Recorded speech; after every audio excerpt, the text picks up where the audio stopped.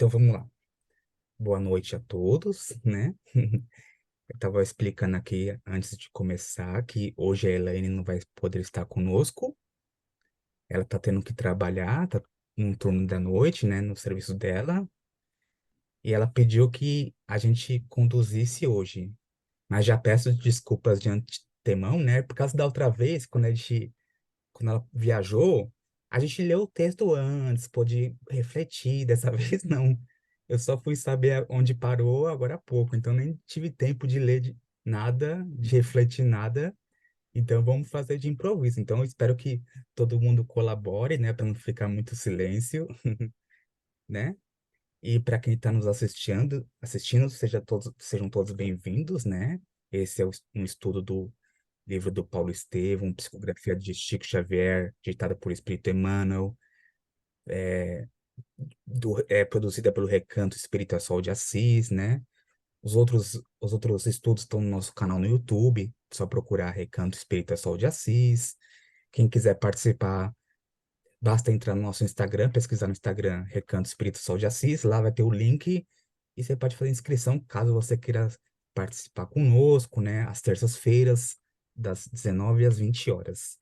Serão todos bem-vindos, né? Esqueci alguma coisa, Carla? Tá bom. A Ana entrou, boa noite, Ana. Então, nossa, agora que eu vi que dá para mudar para aqui. Eu vou até voltar um slide para só para, vamos recapitular onde a gente estava, né?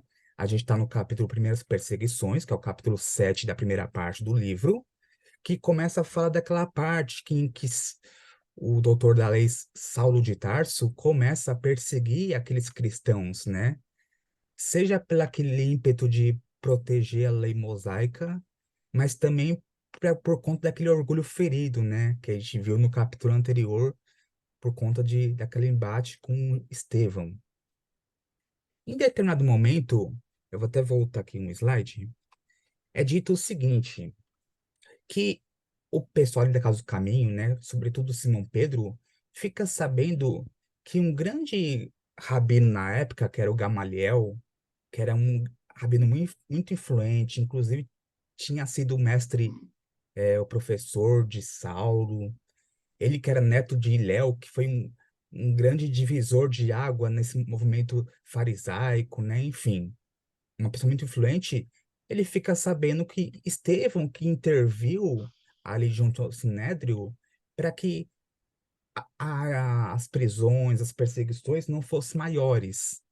E eles têm a brilhante ideia de convidar Gamaliel para conhecer ali a Casa do Caminho, né? E o pessoal concorda, né? Deixa eu adiantar aqui. E a gente vai entrar. A gente começou na semana passada a ler esse daqui. Boa noite, Carol, Ana. É, a gente começou a ler esse slide, né? Mas a gente não chegou a terminar segundo a Elaine. Então, vamos. Deixa eu ligar aqui o chat, senão eu não consigo ver o que vocês estão falando, né? A Ana deu boa noite. Luciana, vou ficar hoje como ouvinte. Estou preparando um jantar da família. Ô, Luciana, convida a gente. Boa noite, Carol. Então, vamos lá. Vamos começar desse slide, né? Entabuladas as combinações, o sábio rabino, que é o caso Gamaliel, né, deu entrada na casa pobre dos galileus, que o receberam com infinita alegria. Então aqui dá até uma pausa no tempo, né? É um pulo no tempo que Gamaliel já está indo lá visitar as instalações bem simplórias, né, daqueles galileus da Casa do Caminho. Simão Pedro, profundamente respeitoso, explicou-lhe as finalidades da instituição, esclareceu relativamente aos feitos verificados e falou do conforto dispensado aos que se encontravam em abandono. Eu fico imaginando, né, já começando a comentar, né, acho que foi uma certa surpresa. A gente tem que lembrar que nessa época não existia instituições de caridade, ONGs, né? As pessoas eram simplesmente abandonadas, né? E mesmo lá no judaísmo, etc., se a família não acolhesse, a pessoa ficava ao léu, né? Então, uma instituição que, sem fins lucrativos, que cuidava desses desamparados, era muito revolucionário, né? Não é, acho que não é no Paulo Estevam, mas É dito que o Carlos Caminha é a primeira instituição de caridade, né? Então, eu acho que deve ter sido muito revolucionário. A Luciana mandou aqui no chat, falei a questão do jantar da família, ela falou, pode vir jantar conosco aqui em Maceió. Então, todos estão convidados, viu? Que tô abrindo esse convite aqui para todos, né? Pessoal, qualquer coisa vocês me interrompem, tá bom? Porque aqui a intenção é um grupo de estudos, tá bom? Aqui eu não sei melhor, não sou melhor que ninguém, em nada, né? Então, vamos todos mundo colaborando, tá bom?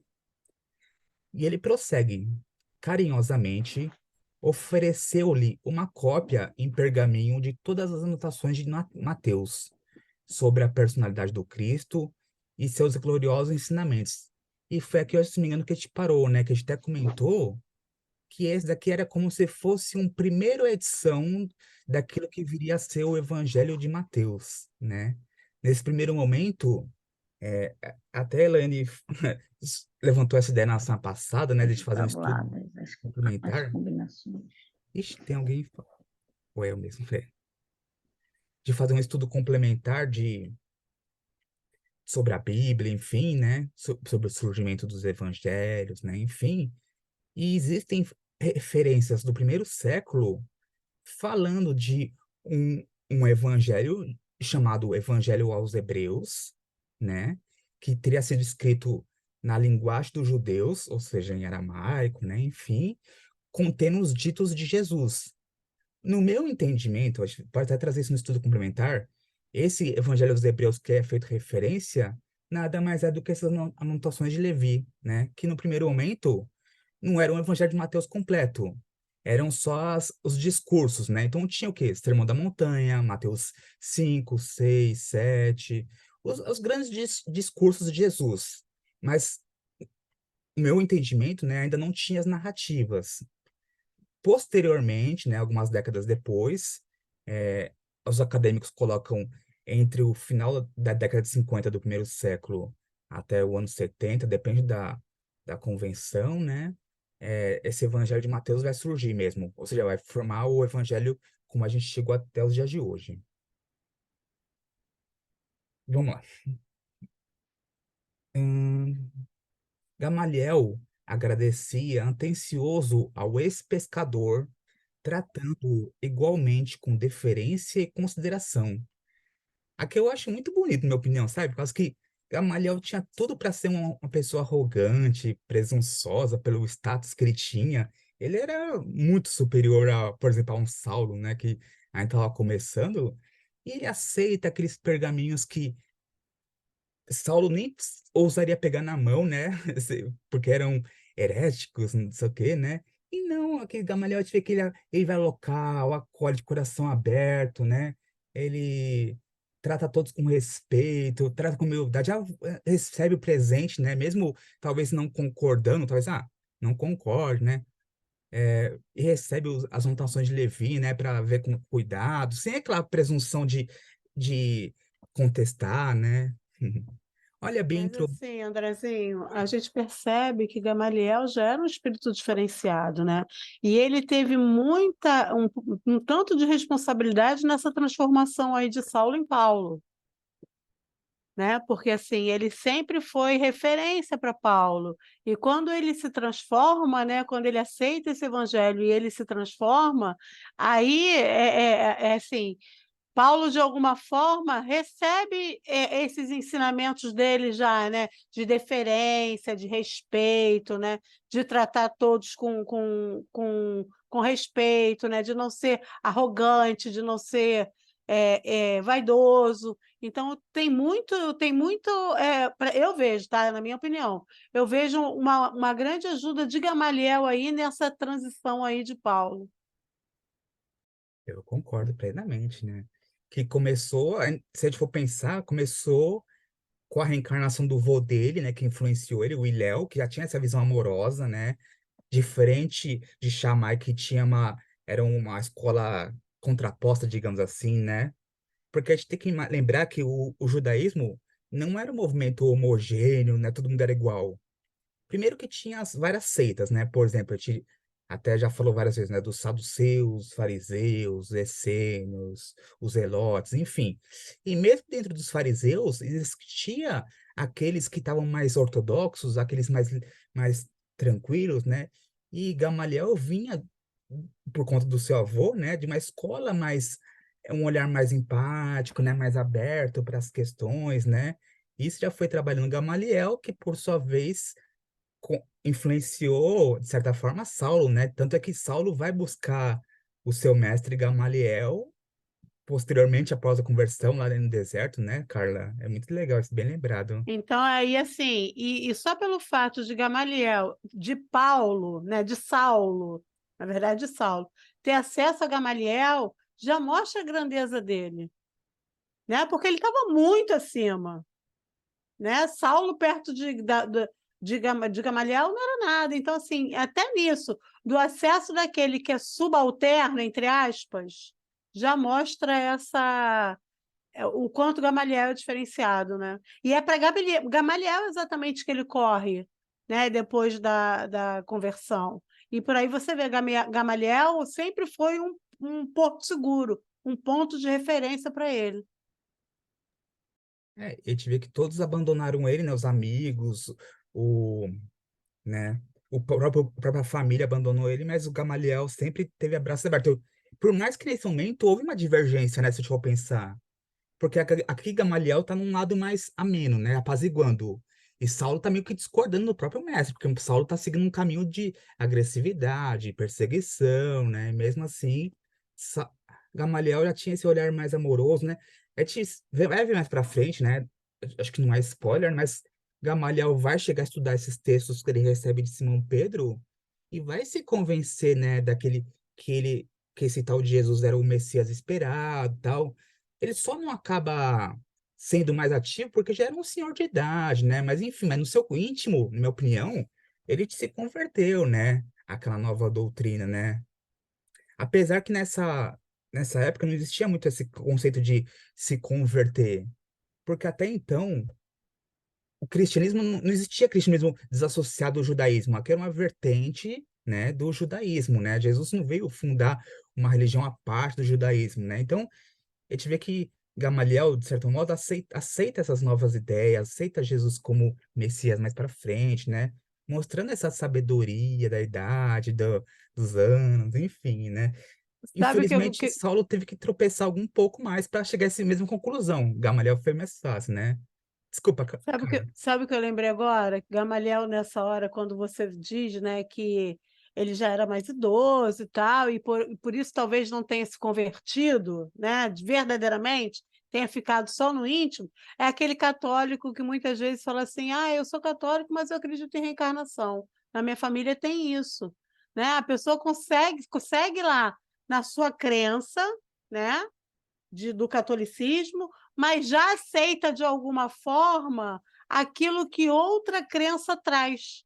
Né? Não, eu sou católico, mas eu aceito a imortalidade da alma e a reencarnação. Então, é mais ou menos o que Gamaliel, o que aconteceu com Gamaliel ali naquele momento, né? Verdade. Eu lembrei do The Chosen, né? É claro, The Chosen, aqui nessa parte, uma licença poética, né? The Chosen preenche várias lacunas com licenças poéticas, né? E eles colocaram uma licença poética muito interessante, mostrando Nicodemos, né, na primeira temporada. E Nicodemos mostrando que ele tinha simpatia pelo ensino de Jesus, mas também por conta da idade, por já ter um cargo ali junto ao Sinédrio, enfim, ele fala, melhor deixa quieto, né? Tipo assim, mas ele já tinha simpatia pelas ideias, né? Então já tinha talvez se fosse mais jovem, né? Mas é bem o que a Carla falou, né? Talvez falta esse empurrãozinho a mais. Mas como a gente sabe que o espírito é imortal, depois da desencarnação, no plano espiritual, aceita, ou na próxima encarnação já vem, né? Então, Não, é assim, eu não tenho dúvida de que os dois tenham se tornado grandes trabalhadores de Cristo. Isso aí eu não tenho dúvida nenhuma. sim. O Gamaliel, eu não sei, mas provavelmente, com certeza, mas eu sei que no Brasil, Coração do Mundo, Pátria do Evangelho, o livro psicografado do Chico Xavier, é citado que o avô de Gamaliel, que é o Iléu, né? Ele participou ativamente das descobertas ali das Américas, enfim. Então, todo o projeto de transportar a árvore do evangelho para o Brasil, esses espíritos estavam envolvidos, então não é à toa, sabe, né? Tem muita questão envolvida. Então, com certeza a Gamaliel também está envolvido, né? Enfim. E o próprio Saulo, né? Depois ficou tão envolvido com o cristianismo, na minha opinião, né? Aqui eu tô trazendo um machismo do André. Alguns já levantam essa hipótese, mas, na minha opinião, Saulo reencarna como Lutero. Na minha opinião, é uma proposta válida, é uma hipótese, não tem uma confirmação, tá bom? Então, ele vem a trazer essa reforma do cristianismo que estava sendo deturpado, para posteriormente ele vir contribuir, mas dessa vez em espírito, com a terceira revelação, sabe? Por causa que, sem a reforma protestante, a gente não teria doutrina espírita. Então, é todo um trabalho, né, que é feito, né? Muito legal isso. E assim, esse teu pensamento é muito coerente, né? Do Lutero, se diz? É, da reencarnação de Paulo, É, Lutero ser Paulo reencarnado. quem, Faz todo quem, sentido. quem traz essa hipótese é o Hermínio Miranda, né? Acho que todo mundo aqui conhece. Foi um escritor muito famoso na doutrina espírita. E ele tem um livro em 2 volumes chamado As Marcas do Cristo, em que ele compara essas duas personalidades. Então, eu acho bem interessante. Eu acho que é plausível. Mesmo que não for, mesmo que Lutero não seja a reencarnação de Paulo, mas a gente sabe que Paulo estava envolvido tanto com a reforma protestante, com o cristianismo, né? Enfim. Isso não tem dúvida, né? Tanto é que na doutrina espírita também tem mensagens atribuídas a Paulo, né? Então, a gente sabe que esses espíritos estão sempre envolvidos nessa grande construção, né? Seja diretamente ou indiretamente, né? Porque que indiretamente Paulo é o instrutor, o grande mentor de Emmanuel, que por sua vez, Emmanuel, né, é nosso grande mestre do evangelho na doutrina espírita, né? Então, de certa forma, a gente está lendo Paulo indiretamente, né, através de Emmanuel. E aqui, nesse caso também, a gente sabe que Emmanuel foi coler, inclusive, com o próprio Paulo, né? Enfim, os dois devem ser grandes amigos. Vamos lá. Agora que eu vi que o Brito entrou, boa noite, Brito. Vamos lá. Para terminar esse slide aqui, né? Então, Gamaliel agradecer atencioso, né, esse pescador, como já leu, igualmente com deferência e consideração, então mostrando a humildade de Gamaliel, dando a entender que desejava expor à sua respeitável apreciação todos os programas da Igreja Humilde. Simão conduziu o velho doutor da lei a todas as dependências. Deve ter sido uma visita muito bonita, né? Eu acho que Gamaliel, como já tinha esse coração mais aberto, né? Deve ter ser sensibilizado com aquelas pessoas acamadas, nas dependências da Casa do Caminho, né? Pessoas desprezadas pela sociedade, né? Deve ter sido uma visita muito interessante, na minha opinião. E prossegue falando: chegados à longa enfermaria, em que se aglomeravam os mais diversos doentes, o grande rabino de Jerusalém não pôde ocultar a máxima impressão, comovido até as lágrimas com o quadro que se lhe deparava aos olhos espantados. Então era isso que a gente estava falando, né? Porque era uma coisa nova, se a gente for pensar, né? Essa questão de acolher os desvalidos, né? Cuidar daqueles que ninguém queria cuidar, que são os enfermos, né? Os doentes, os pobres, né? Deve ter sido uma grande impressão aquele homem, né? Porque uma coisa, se fosse aqueles tais homens viessem só querer revolucionar através dos ensinos. Mas a partir do momento que tem uma caridade, que tem uma prática do amor ao próximo exemplificado, né? Não tem como contestar, né? Eu acho que isso é muito bonito. O que acontece muito, e, inclusive no Espiritismo aconteceu muito isso. O Espiritismo cresceu muito no Brasil graças à questão da caridade, né? Como veio para o Brasil não só a questão do estudo da doutrina espírita, mas também as obras de caridade, isso ajudou muito para impulsionar a doutrina espírita no Brasil, nas primeiras décadas, né? Esse trabalho de caridade. Boa noite, Brito. Brito mandou aqui no chat boa noite. Então, a gente vê que o trabalho associado com a exemplificação, né? É muito bonito. Hoje mesmo eu estava vendo o Rodrigo Silva falando, né?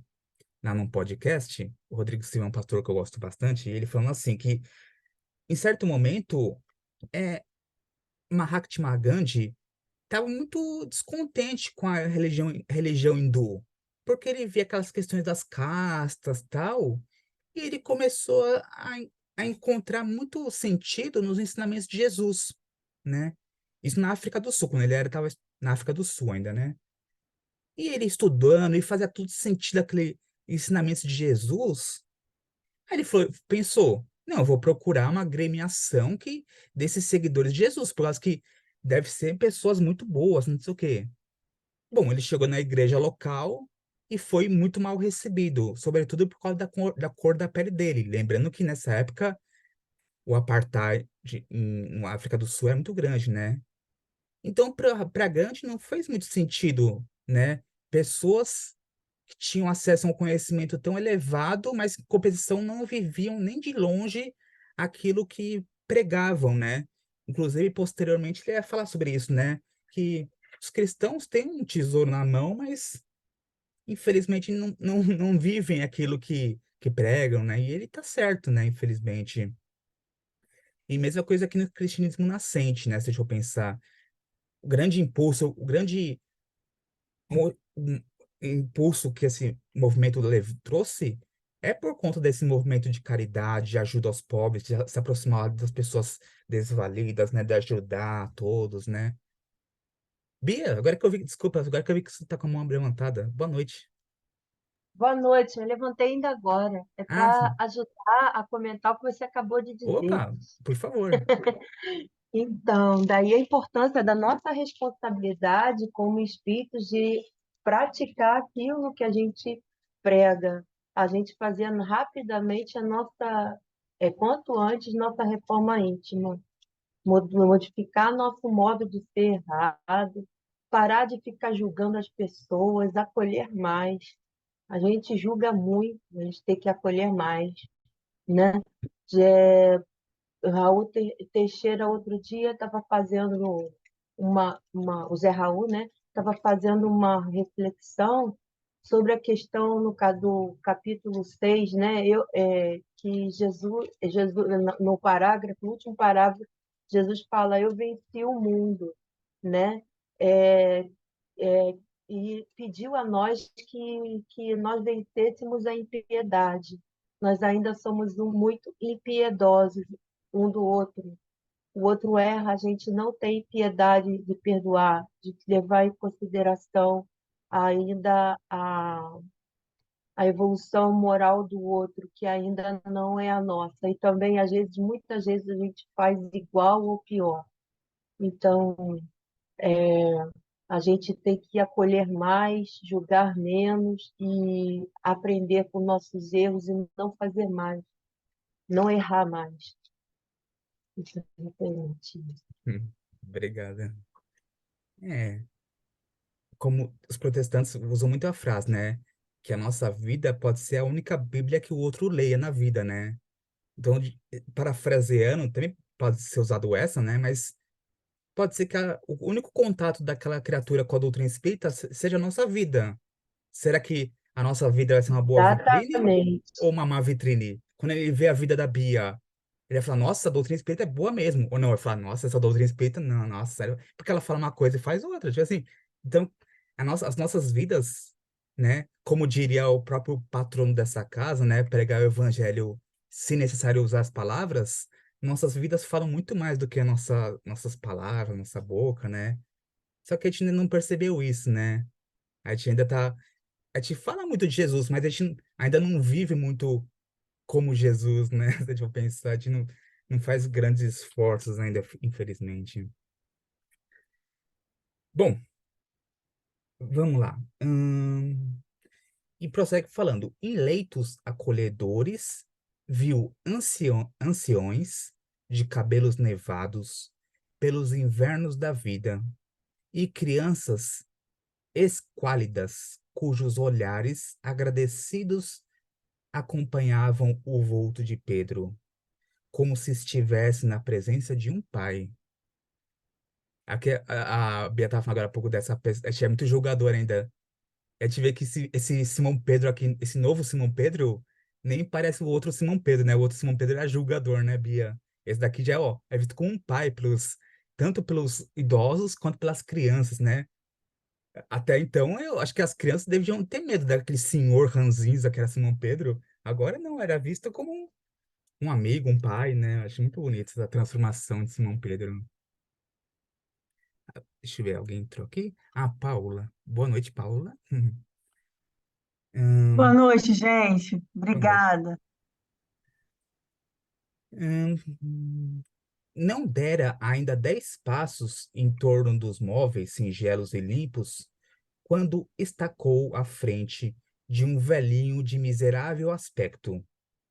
Imobilizado pela enfermidade que o prostrara, o pobre enfermo pareceu reconhecê-lo igualmente. Opa, peraí, que agora tirar aqui da minha frente. E o diálogo se travou sem preâmbulos. Samônio, tu aqui? Interrogou Gamaliel, admirado. Pois será possível que abandonasse Cesareia? Então, aquele reconheceu um antigo amigo dele, né? Esse tal de Samônio, Gamaliel reconheceu, que habitava ali em Cesareia. Aqui, provavelmente, aqui nessa época, existia duas cidades chamadas Cesareia. Cesareia Marítima, que até Jesus provavelmente não esteve, que ficava ali perto do mar, onde Paulo vai ser julgado posteriormente, né? Uma cidade bem romana. E tem Cesareia de Filipe, que era bem ao norte, fora ali do território de Israel, onde Jesus leva seus discípulos e pergunta, né? Quem dizem os homens que eu sou, né? Vai falar, uns dizem que é Elias, outros dizem que João Batista, né? Bom, enfim, aqui é só uma curiosidade. Ixi, a Ana tá comprando a internet. Tenta reiniciar, Ana. E aí vamos lá, aí o diálogo continua. Ah, sois vós, Senhor, respondeu o interpelado com uma lágrima no canto dos olhos. Ainda bem que um dos meus compatrícios e amigos chegou a observar minha grande miséria. O pranto embargou-lhe a voz, impedindo-o de continuar. Mas os teus filhos e os parentes, na posse de que estão suas propriedades da Samaria? Na posse de quem estão as tuas propriedades da Samaria? Perguntava o velho mestre perplexo. Não chores, Deus, tem sempre muito para nos dar. Então, o camarão não entende, né? Parece que, ué, você está aqui abandonado, você que é uma pessoa tão importante, né? Supõe-se que esse Samônio é uma pessoa importante também, né? Você está ficando aqui abandonado, mas seus filhos não estão cuidando de você, seus parentes, né? E é bem triste. É uma realidade que a gente vê muito até os dias de hoje, né? Eu fazia um trabalho há pouco tempo atrás de visitar asilos. E era muito comum ter idosos abandonados, sabe? Que nem sabia do paradeiro mais dos filhos que abandonava eles, né? Como a nossa relação é muito ainda egoísta, quando a pessoa parece que não traz mais vantagem pra gente, não serve mais. Então, vou jogar ela pra lá, né? Jogar de lado, né? Jogar no asilo. Bem triste essa questão. E aqui ainda mais porque estava doente, né? Decorrida a longa pausa, em que Samônio pareceu coordenar as ideias para explicar-se, conseguiu limpar as lágrimas e prosseguir. Ah, senhor, como Jó. Só uma observação, é que no inglês eles traduzem como Job, né? Mas aqui é Jó, é um personagem do Antigo Testamento, né? É um personagem fictício, né? De um livro chamado Livro de Jó, que passa por muitas dificuldades, né? Só aqui abrindo um parênteses, né? Porque ele está contextualizando, usando uma referência ali da próprio judaísmo, né? Ah, Senhor, como Jó, vi meu corpo apodrecer entre os confortos da minha casa. Jeová, que é o nome de Deus, né? Em sua sabedoria, reserva-me longas provanças. Denunciado como leproso, em vão solicitei socorro dos meus filhos que o Criador me concedeu na mocidade. Todos me abandonaram. Os familiares deram-se pressa em partir, deixado-me sozinho. Os amigos que se banqueteavam comigo em Cesareia fugiram sem que pudesse ver. Fiquei só e desamparado. Um dia, para a suprema desesperação da minha desdita, os executores da justiça procuraram-me para notificar a sentença cruel. Então, eu tive, né, ele diz, né, que ele tinha uma vida confortável, né, mas de uma hora para outra surge uma doença que existia um preconceito gigantesco, né, que era a hanseníase, na época chamado de lepra, né, e que além do preconceito da doença em si, né, por ser, achar que é uma coisa altamente transmissível, enfim, uma pessoa doente naquela sociedade, naquela cultura, tinha uma conotação muito negativa do ponto de vista também religioso, né? Se a gente for lembrar. Quando a pessoa era doente, eles entendiam que Deus estava castigando aquela pessoa, né? Então ninguém queria também ficar perto da pessoa por causa que Deus estava castigando. Então, não quero ficar perto de uma pessoa que esteja castigando, porque vai que Deus me castiga também, né? E é um pensamento que não mudou muito de lá para cá. Ainda tem pessoas até hoje que acreditam, minha vida tá com saúde, com riqueza, porque Deus tá me favorecendo. Mas se eu tô dificuldade, tô com uma doença, não, Deus tá me castigando, Deus não tá feliz comigo, né? E aqui é muito triste que a gente vê que esse preconceito atingia mesmo os entes mais amados, né? Os filhos abandonando seus pais aqui, né? Seu pai, né? O Sadômio. Então, e ele continua falando, né, que procuraram para os executores da justiça procuraram-me para notificar a sentença cruel, combinados entre si, a conselho da iniquidade, meus filhos destituíram-me de todos os bens, assenhoraram-se das minhas posses e dos títulos em dinheiro que representavam a esperança de uma velhice honesta. Ou seja, tudo aquilo que aquele homem tinha conquistado materialmente falando também foi retirado, né? É muito triste isso. Então ele ficou sem família, sem apoio da família, sem apoio financeiro, né? Perdeu tudo de uma hora para outra. O Ricardo falou assim, ó. Não justificando, mas acredito que o medo de ter a lepra era bem grande, pois, pelo que se sabe, não tinha cura. Era a morte certa, é verdade, Ricardo. Mas eu acho que não justifica, por exemplo, não justifica, por exemplo, eles terem tirado, pelo menos, a casa dele, né? Os bens dele, né? Não sei. É, é porque eles provavelmente achavam que a casa dele estava infectada, alguma coisa assim, e ele podia infectar toda a comunidade ali à volta, entendeu? Então, antigamente tinha essa questão sanitária para que as outras pessoas que estivessem ali não ficassem doentes também, Então, entendeu? então não seria mais Como sendo na opinião dele, contagiosa, que não é tão contagiosa assim, né? Porque a Jaqueline, por exemplo, cuidou do seu Amazonas Hércules a vida toda e nunca ficou doente. E eu também visitava lá o Hospital Curupati, nunca fiquei doente. Então, não é uma doença tão contagiosa assim, entendeu? Mas na época se acreditava nesse contágio iminente, entendeu? E eles tinham medo da doença, desconhecimento, entendeu? né? Olha só, à época a doença era muito mais contagiosa, né? A Jaqueline cuidou do Amazonas Hércules depois de existir a sulfa. Então, assim, lá atrás não existia nada que pudesse combater a lepra. Mas, assim, eu não acredito que seja porque a casa estivesse infectada, não. Eu acredito que seja porque ele estava condenado à morte mesmo. Entendeu? Então, assim, meu pai está condenado à morte, todos os bens dele são meus bens. Vai ver lá bem ouro o que aconteceu, né? Com a mãe, com a irmã. Foram condenados Não, à eu, morte, eu né? não Então, falei em assim, relação aos filhos, eu falei em relação à sociedade ali em volta por expulsarem ele da casa, sim, entendeu? na verdade, os filhos Tudo isso. mandaram o pai para o Vale dos Leprosos, porque o pai ia morrer, e tomaram conta dos seus bens, é natural. Né? Eu acho que não tem a ver, porque a casa vai estar sendo Ele contaminada, a não foi para o sociedade. Eu Vale não dos acredito nisso. Leprosos, senão ele não estaria aqui com o Simão Pedro, ele Lê estaria o com Maria texto, Bia. Madalena. Bia, acaba de ler o texto que você vai ver que ele Ah, saiu do Vale dos Leprosos, ele saiu de lá. Ah, tudo bem. tá? É, eu acho que, assim, eu entendo a justificativa de você, mas se eles quisessem, eles dariam pelo menos uma quantia em dinheiro para ele se sustentar, né? Mas, assim, não justifica. Eu acho que aqui muito mais é uma ganância dos filhos de, vamos aproveitar e também. Eu já vi, até hoje, eu vejo muito comum isso. A pessoa tá no hospital e a família já tá dividindo os bens da pessoa. A Com pessoa tá certeza viva. não, e assim, eu não estou justificando, não, eu acho errado mesmo, estou contigo, André.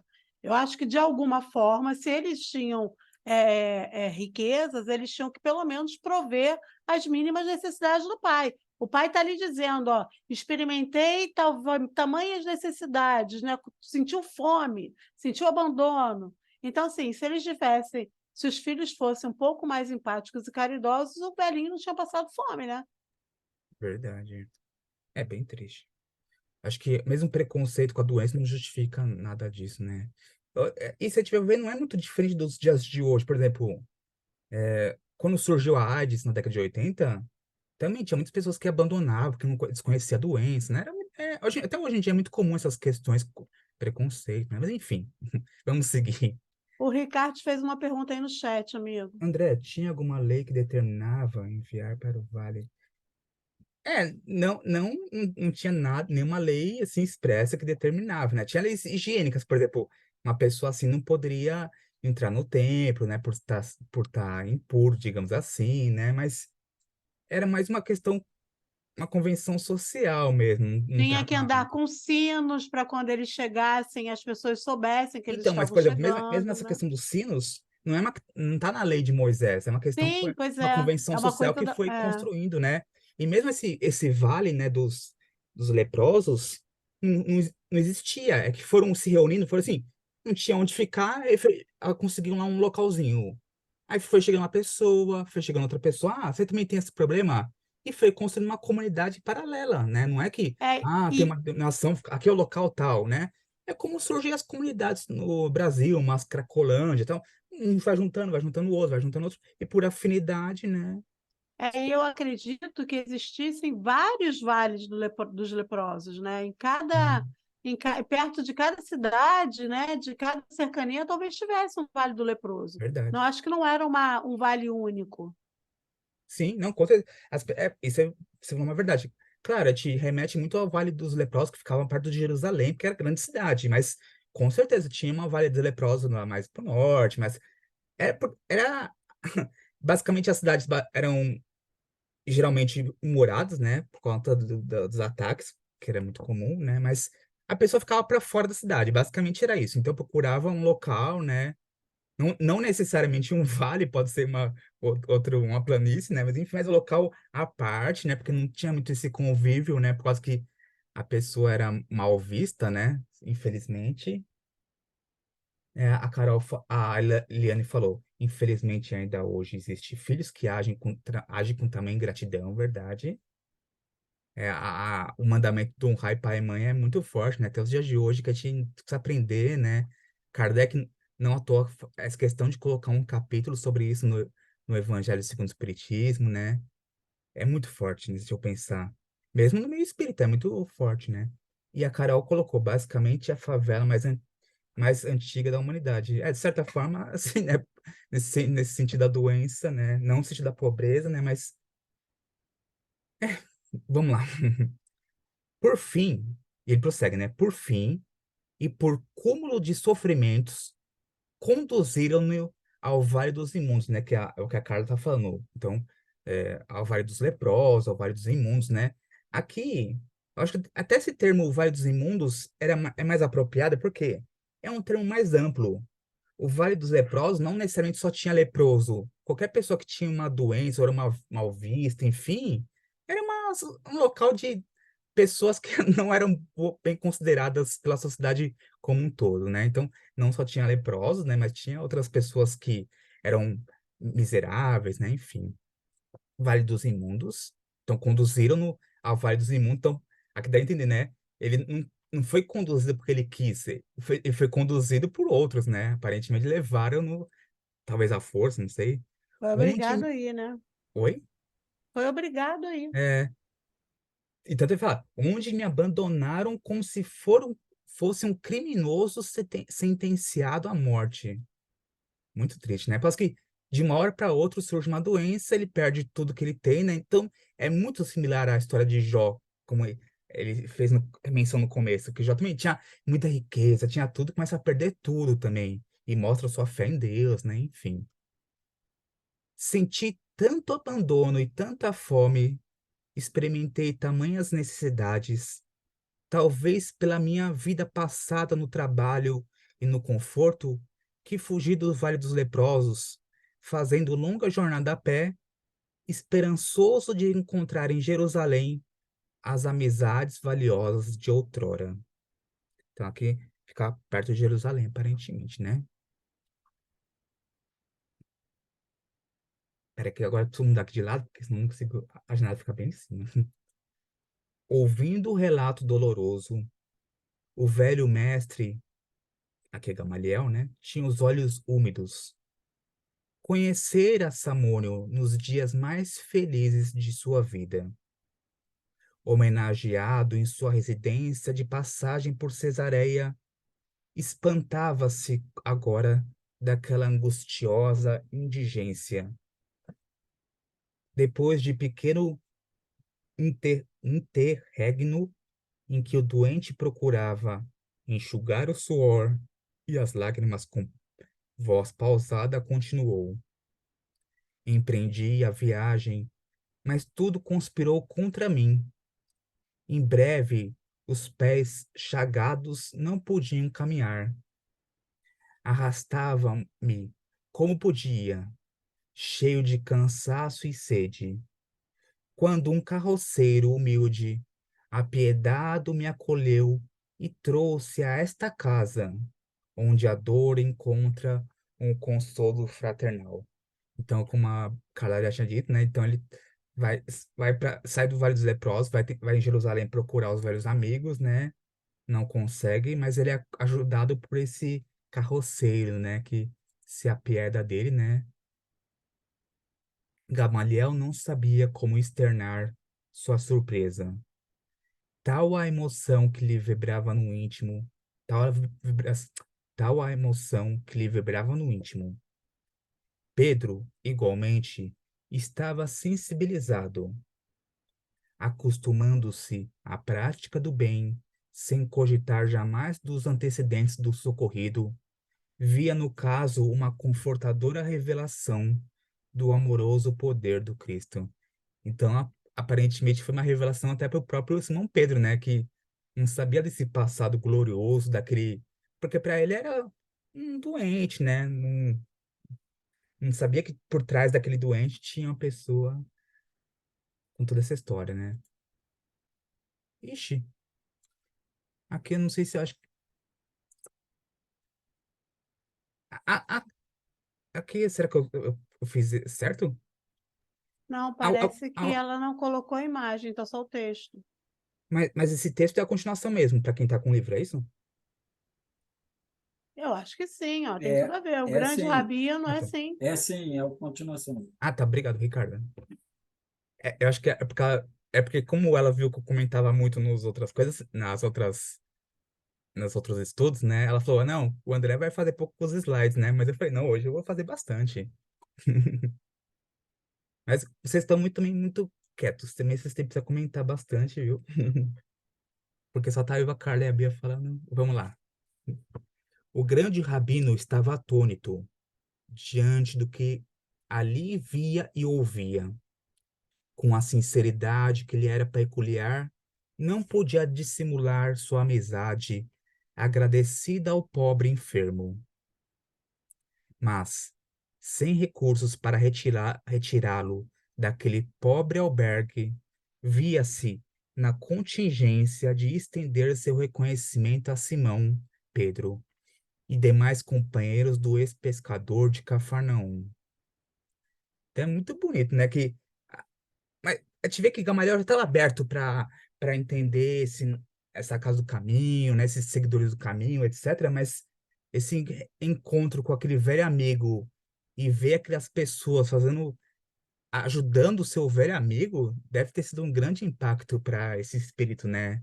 Ele mesmo não teria condições de fazer isso, e ele via que aqueles de sua raça, os mais próximos, não estavam nem fazendo nem 1% do que aqueles ditos hereges, aqueles ex-pescadores estavam fazendo pelo seu próprio amigo, né? Então, muito bonita essa questão. Só agora reconhecia que o judaísmo não havia cogitado desses pousos de amor. Interessante, né? A gente vê que o judaísmo até então ficava mais no intelectualismo, nas práticas exteriores, nos, nos sacrifícios de animais no templo, etc. Mas o amor ao próximo talvez foi o grande conceito que Jesus trouxe, né, que diferenciava aqueles homens dos demais judeus, né? Acho que é muito bonito. E ele viu isso na prática, não pregando o amor com palavras, né, mas pregando o amor vivido, né, atendendo aqueles mais necessitados, não aqueles que podiam oferecer algo em troca, não atendendo por interesse, né, atendendo os mais desvalidos. E a gente vê que o próprio Simão Pedro não sabia que aquele homem talvez fosse importante, né? Então, havia um desinteresse total na caridade. Isso é muito bonito, né? Hum, encontrando ali o amigo leproso, desejou sinceramente ampará-lo. Mas como? Pela primeira vez pensou na dolorosa eventualidade de enviar um ente amado ao Vale dos Imundos. Olha que interessante, né? Aqui ele se colocou na posição, né? E se fosse com ele, né? E se fosse com ele que precisasse enviar um ente amado para o Vale dos Imundos, ou talvez se fosse ele mesmo, né? Que fosse enviado, né? Ele se colocou nessa posição de empatia. Deixa eu só ver. Ixi, sumiu o reloginho para mim.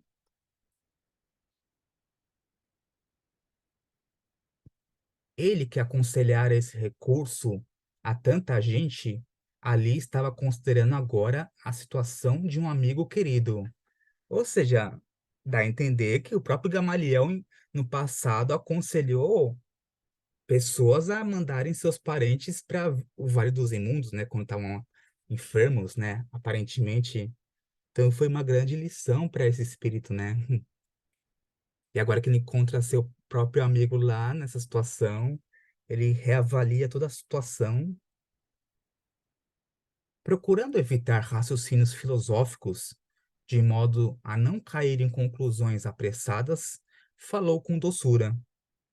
Sim, tem razão para agradecer o esforço dos teus benfeitores. E também a misericórdia do Cristo, acentuou o doente com uma lágrima. Então aqui dava ver que o doente já estava aceitando Jesus como o Cristo, né? Como o Messias esperado.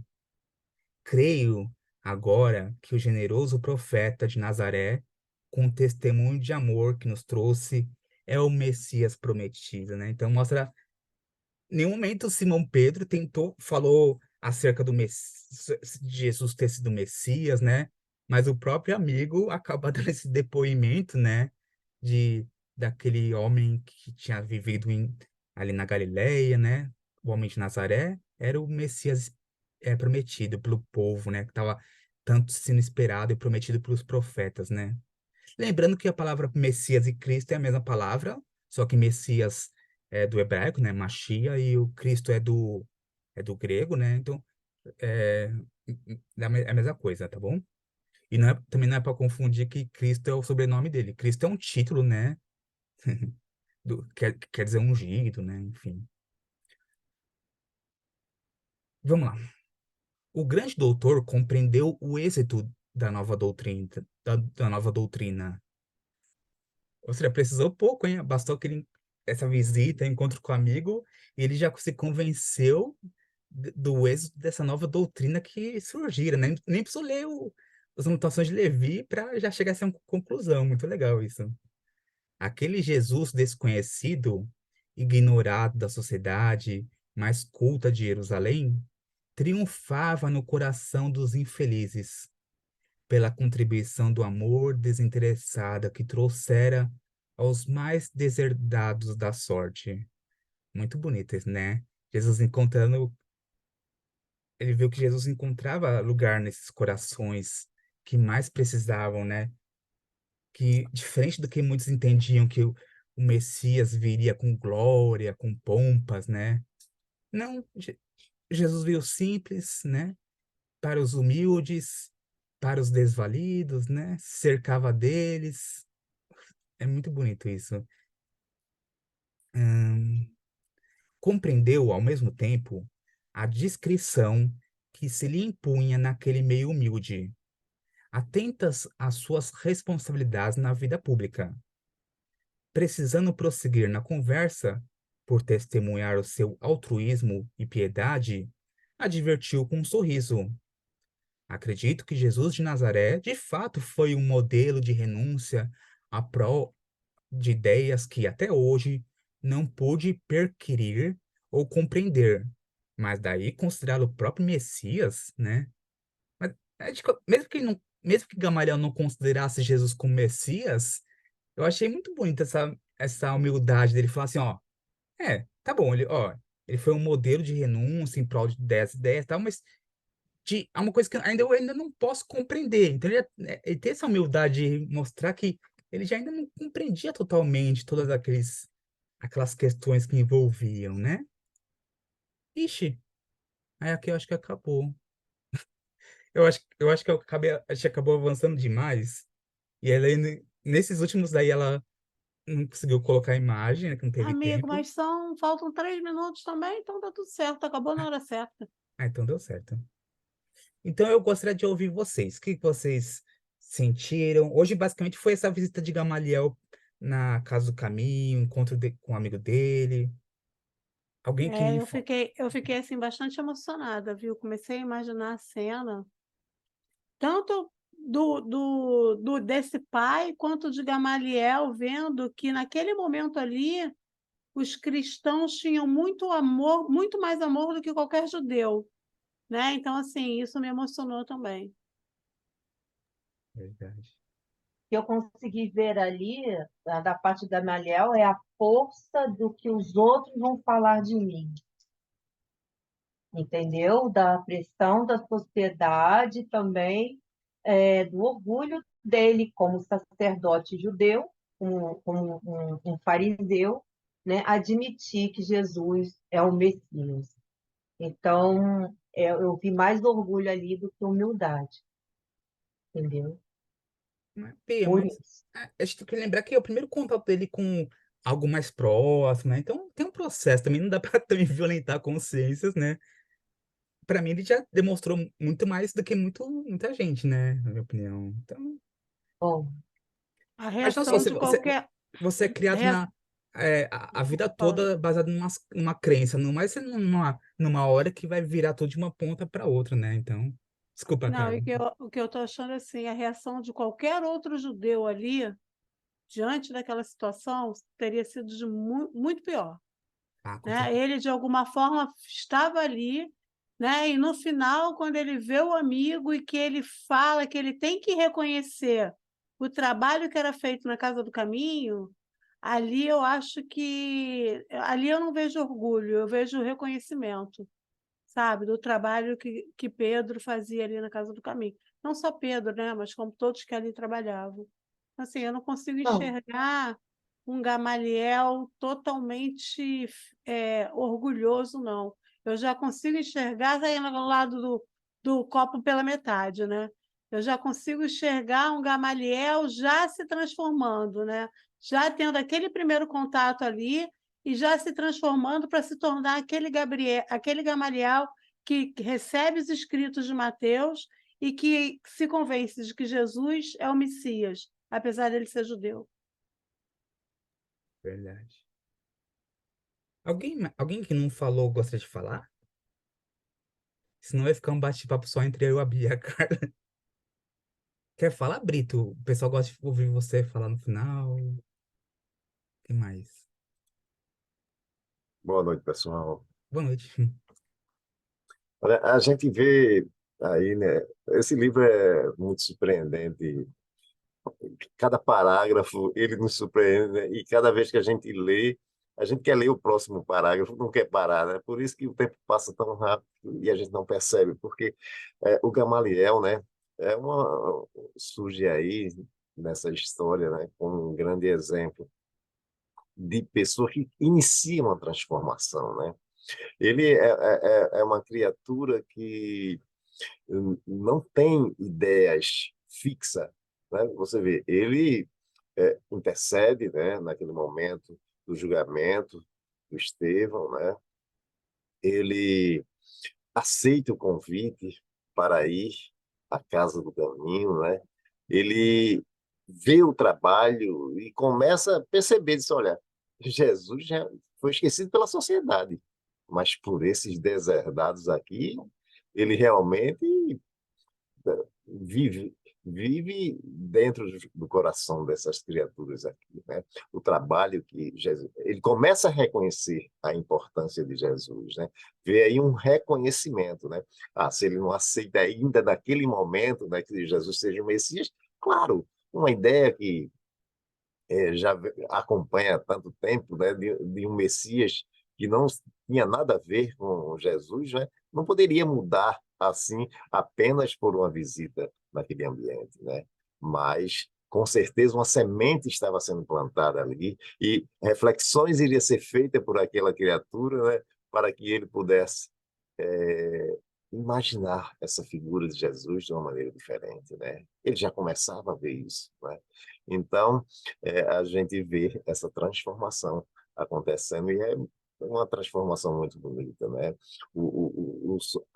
Por outro lado, né, a gente vai ver também a figura do Samônio, né? Que é desprezado, né? Esse fato vem acontecendo até os dias de hoje, se repetindo, né? É um fato que se repete até os dias de hoje. A ingratidão, a pior moeda que um ser humano pode pagar a outro, porque é essa moeda que ele vai receber um dia. Olha, se bem soubesse, nunca teria feito isso, né? Então, o Samônio, né? Ele, diante de tudo que ele recebe, ele diz: olha, agora não tem mais dúvida, é o Messias. É o Messias, né? Lógico, foi a dor que fez com que ele despertasse para essa descoberta, né? Mas bendita dor que fez com que ele despertasse, né? Como o tempo já está, eu vou deixar para outras pessoas falarem aí, minha gente. Olha, por isso que as pessoas gostam de ouvir o Amaro, viu? É. O Ele Brito, resumiu todo o meu pensamento, assim, sim, ó, brilhantemente. o Brito é o mentor, ele dá a mensagem no final do trabalho. Alguém mais Ah, gosta de... ele resume tudo de uma vez só. É É. impressionante. Aqui é um raciocínio, Ó, o poder uma de síntese é a característica de síntese espíritos mais elevados, você sabe, terrível. né? É. Poder de síntese. Mas eu acho legal, né, que como Gamaliel acaba conhecendo, antes de conhecer Jesus através dos livros, dos escritos que são letras mortas, ele conhece através de vidas, né? Isso eu acho muito bonito. Ele, antes de ler o próprias anotações de Levi, ele conhece o exemplo daquelas pessoas e daquelas pessoas que estavam tomando contato, né? Não só seguidores diretos, como Simão Pedro, mas o seu próprio amigo, que não tinha como disfarçar, né? Era o seu, era o seu conhecido, né? Então é muito bonito essa questão. E assim, o fato dele Ô, estar Verinha, quer aberto. falar alguma coisa? Verinha está quietinha. Vai lá, A Carla, depois a Verinha Vera, não se a Vera fala, quiser. Hoje não. eu cheguei, estava muito cansada, estou só ouvindo, só Ah, então absorvendo. tá bom. Tá Te bom. amo, amiga. Vai lá, Carla. Obrigada, eu também te amo. Vai lá, Carla. Não, eu estou falando assim, que só o fato dele estar aberto, né, a esse convite, né, só o fato dele aceitar, reconhecer, né, respeitar, isso mostra assim, o espírito que ele é. Por mais que exista um orgulho do judeu ali, esse orgulho foi deixado de lado no momento em que ele aceita o convite. Porque qual é o judeu orgulhoso que iria até a casa do caminho? Nenhum. Se Qual mistura com judeu os doentes, orgulhoso? né? Nossa, qual judeu orgulhoso ia estar aberto para essa recepção? Nenhum. Então, assim, eu acho.